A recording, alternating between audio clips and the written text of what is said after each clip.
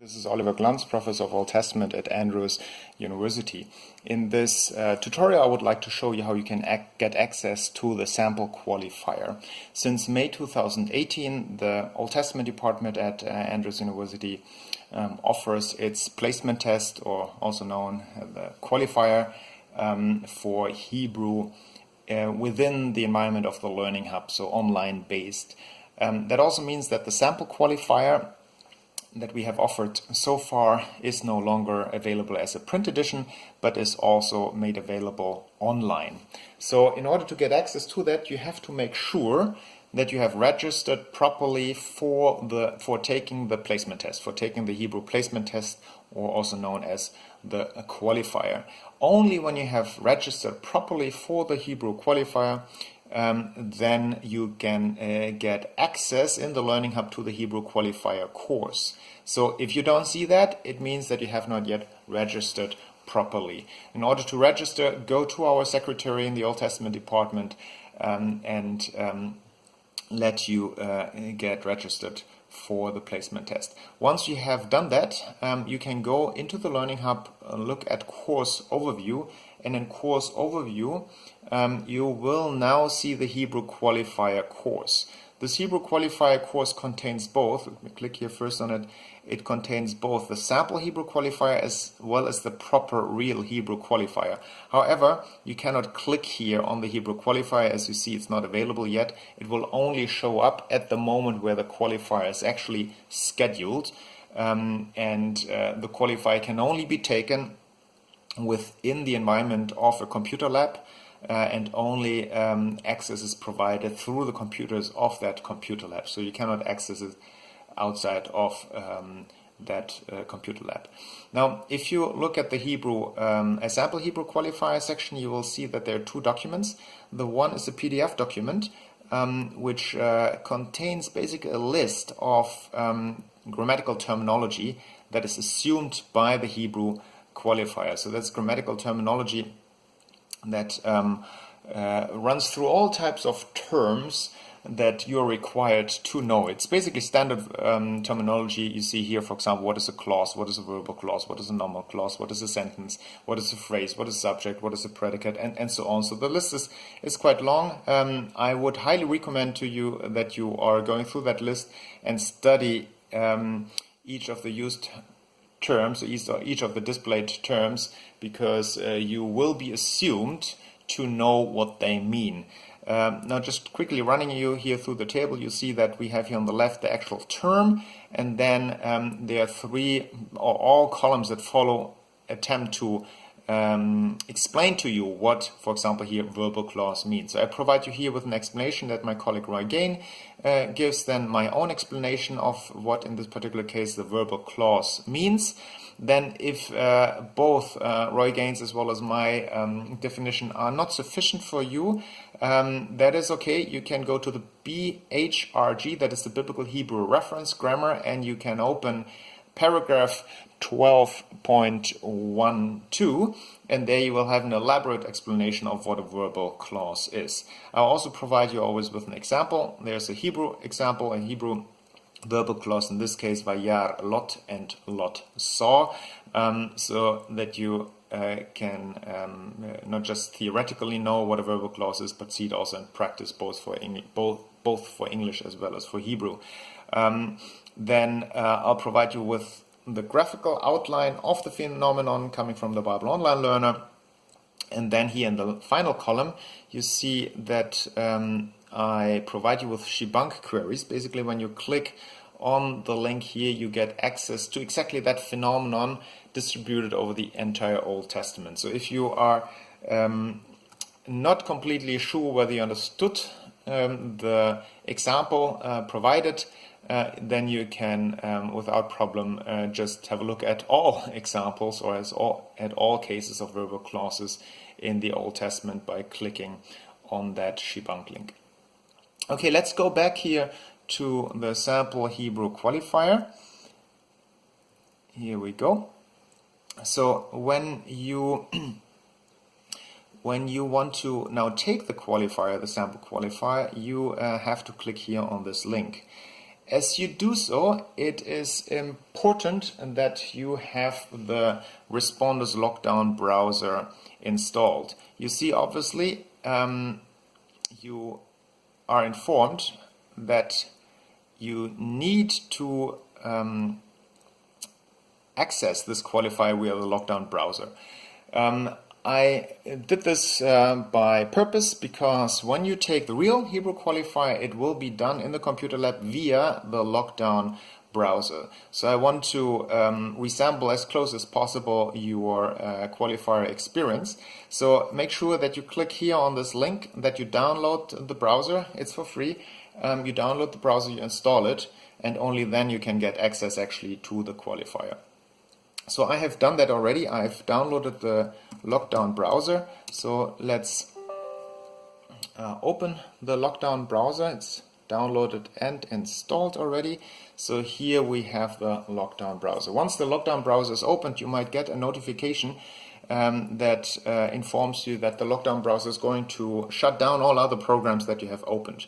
The purpose of the Lockdown browser is that you cannot access any website anymore, you cannot access Bible software, you cannot access any other programs that would allow you to potentially give you access to biblical texts or to biblical Hebrew explanations. So once you have done that, you choose the learning platform. We are here on the Learning Hub. Then you click on OK, and now you are referred back to the Learning Hub. So make sure that you log in properly. Let's put here my dummy ID.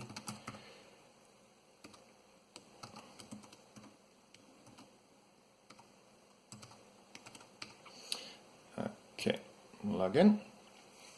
So once we are logged in, you choose your Hebrew qualifier course. Here we go. And now you can click on the sample qualifier and you can take an attempt. You see that your time for taking the qualifier is locked down to 2 hours. The reason why I do this is because the qualifier, the placement test that you take then in the computer lab, is also having a 2-hour time frame work. So we really want to resample as closely as possible that examination. Then you can take the quiz. You see that on my side it shows re-attempt the quiz. That is because I have taken the quiz already previously. Now you have unlimited, you can access the sample qualifier unlimited in an unlimited way. So when you have done the sample qualifier once, you can do it again and again and again. Obviously, I now re-attempt the quiz because I have done it previously. So in that sense, I hope you can really exercise as often as you need. By providing you unlimited access to that sample qualifier. Now let me quickly run you through the qualifier itself. The qualifier itself consists out of 3 elements. The first, and each element is made visible on one page. So this is the first element. This first element is asking you questions about translation and syntax. The next element, when you click down here on next, that will give you access to the second part of the qualifier, and that is morphology. So you ask all types of questions about morphology, verbal morphology, sorry, I need to specify that, verbal morphology. So you have to basically define for each word, as you see here, the person, gender, number, conjugation or tense, the stem, pronominal suffixes, and so on. And then we have in the last section of the qualifier, again morphology, but this time it's nominal morphology, so nouns, noun-like words, and here you have to define again number, state, absolute, construct, and so on, whether there's a locative hey involved, pronominal suffixes, and so on. And once you have taken that, you just finish the attempt and you will see your scores.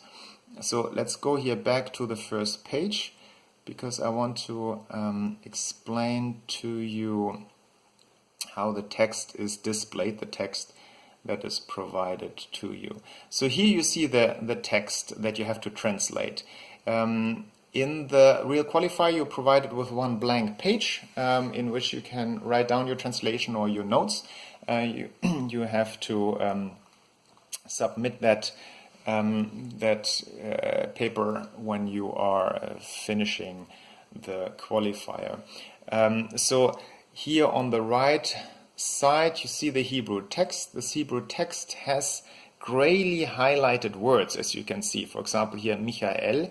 All those words that are highlighted in gray are basically words that were not covered by the vocabulary of Hebrew 1 and Hebrew 2. So those would be words that you would have to look up in the dictionary. But since the dictionary is not allowed in the qualifier, we'll provide you all the words that were not covered by Hebrew 1 and Hebrew 2 here on the left in alphabetic order. So if you see Michael highlighted, it means you don't need to worry that you don't remember that word. You have not learned that word, and so you go down in that qualifier section in this little dictionary that is provided. You go down to mem. Here we are, Michael, the proper name. It's a proper name, Michael. So now you can continue translating. Now, obviously, you see here on the right side a little asterisk, admat. You see here this asterisk. That means there is an annotation at the end. I provide you with annotations, particularly for those cases where we have grammatical complexities that we haven't discussed in Hebrew 1 or Hebrew 2, or when there are text critical issues and I need to get some further clarification. And then basically all the questions that follow are multiple choice question where you have a couple of options. You choose the right one and then you continue. So this is all for now. So just to repeat, make sure that you have registered properly at the with the Secretary of the Old Testament Department, that you participate in the Hebrew qualifier, that you want to take the placement test. Once that is done, our Secretary will register you for the Hebrew qualifier course, and that will give you access to the sample qualifier. I hope this was helpful. If you have any questions, please feel free to visit us in the Old Testament Department, and I'm sure our Secretary will be able to help you. See you next time.